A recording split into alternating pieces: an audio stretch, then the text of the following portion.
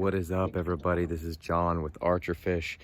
I am back at Lake San Vicente, or San Vicente Reservoir, in San Diego. Fantastic place. Had a great trip last week to Dixon, Wolford, and Otay, and it was pretty interesting. I'll talk more about that later, but I'm excited to be back here. I have a feeling today, it's a little early, a little foggy, and I have a feeling that it's all going to be about, like last time, is finding the fish. I'm going to talk more about the location and finding the fish because I'm using, like I said, Senko and drop shot.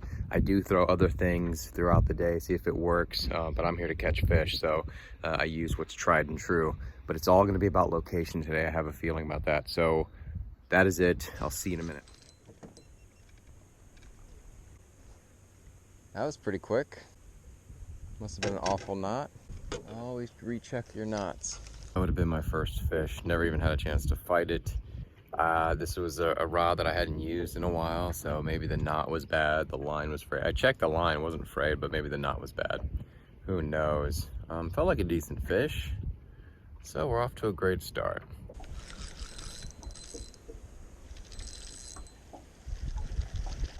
Decent guy. Knew there'd be one off this point here. Good first fish. Forcing him, and he's fat. Look how fat this dude is. All right, so this is what I'm saying about the location here. If you see this little cut right here, so behind me is a main lake point, right? It goes off to the rest of the lake. This is kind of a secondary point here. Just a little cut back in here. So you know, if you see the way it looks up there, it's gonna look like that down here, like a ramp, like in the last video. And the bass have to come out of this cove and go around here, through this little cut here, and then out to the main lake, which is what they typically do in the summer. They're always moving around chasing bait. So if you can find one of these ambush points, you can get really lucky and catch a bunch of fish in one spot. But those are the locations I'm looking for. This location's been very fruitful in the past. I just had the one bite just now. I've seen some small fish, but nothing really going on here. So, you know, I try the spot, and then I move on to the next little cut or the next little point until I could either see fish or catch fish. Because that's been the name of the game at this lake. And I have a feeling that that's just how it is in the summer, that these bass are always moving around, always looking for bait because they're schooling up. So that's kind of your location lesson for the day. So I can be very stubborn as far as like not wanting to leave a spot, but that's only if I'm fairly certain it's holding fish and the bite otherwise is tough. But in a situation like this, when the water is clear and it's warm and I know they're moving around and feeding, I'm not gonna stay at one place too long.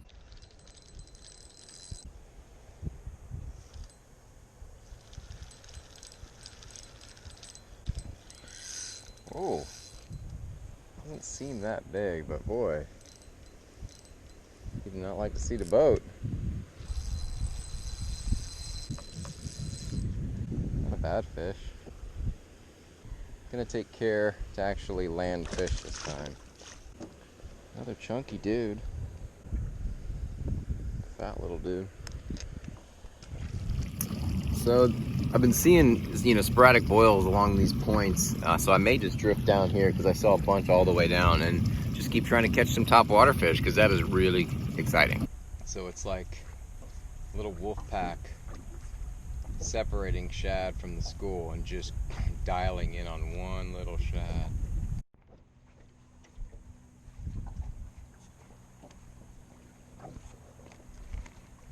Oh. Oh, got him on top, baby.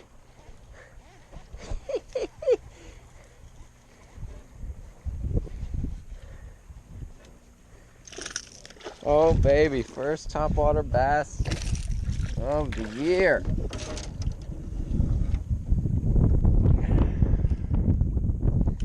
Oh, that was beautiful. Beautiful topwater bass. All right, that was awesome. First topwater bass of the year, and also his first bass on my newly recovered SLX DC. That was awesome. He smashed it. All right, that was pretty cool. First topwater fish. There's a lot of topwater on these points. You'll get little sporadic boils and stuff. So I may just kind of drift this whole side again because I saw topwater all the way down.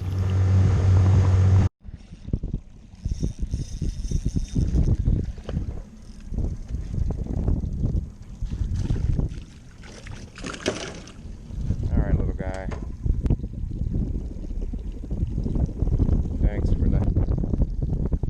Thanks for the catch.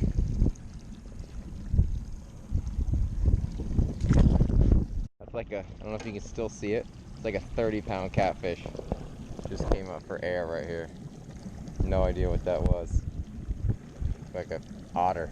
Another thing about location is it's important to understand, I think, that you know, the seasons and bass patterns and stuff like that as it relates to the seasons, the temperatures and all that stuff, the weather. But I think even more importantly than that is figuring out the personality of the lake you're fishing. And by personality, I mean like, how do those bass react in that specific body of water during these times? And you're only gonna know that by repeated visits and watching the behavior and trying to, like, you know, figure out where they're at, where you're catching them and how you're catching them. For instance, right now, it's summertime, obviously. I know these, sorry, thought I had a fish. I know these bass are schooled up, they're really fat, they're eating shad. So this long, deep cove, if I get too far in, I know that there's not gonna be any fish back there. I went back there before, I've been back there before during this time, and they're all schooled up chasing fish. I've seen massive, massive schools of wolf packs here just going after shad all over the lake. That means all the good fish are not hanging out in these deep coves that goes all the way back there. And so, you know, I try these, you know, these points, and I'm drifting this wall right here, but right now I'm getting a little too far back, so I'm going to hit the main lake. So you're only gonna understand these types of things the more time you spend on the water. And there's no amount of YouTube videos that are gonna teach you that. So I try to provide as much information as I can about specific lakes too, but you gotta spend time on the water and just kind of figure out how those fish are behaving. I mean, that's the fun part to me, is trying to figure out how they're behaving at individual bodies of water. Also, if you go into these coves or into a certain spot and you think it looks like it might hold fish, but there's absolutely no bait in there, no shad, in a lake that is teeming with shad, and knowing that the bass are schooled up chasing the shad, it is a waste of time.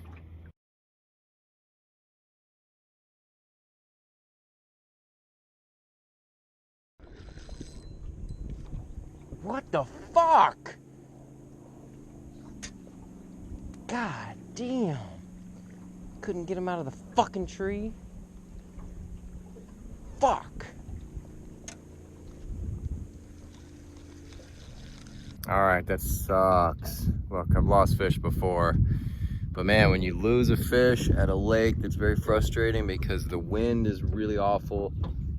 And the trees make it very difficult to pull these fish out, especially if your boat is blowing all over the place. So yeah, that's not good to lose a fish like that, man. That's very frustrating. So there's a mother and a baby deer back there. See them? Which isn't too strange, except for the fact that this is an island in the middle of the lake. Tell you what, they're safe here. But this is like their own little paradise, I guess.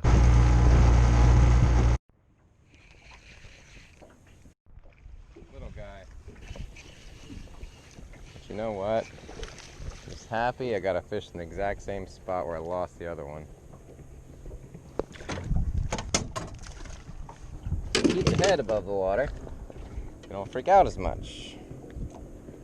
Thanks, buddy. I needed that. So check this out, I'm in very clear water, kind of deep, and this school of shad that's being chased is kind of balled up next to the boat, using the boat as cover, which is kind of cool.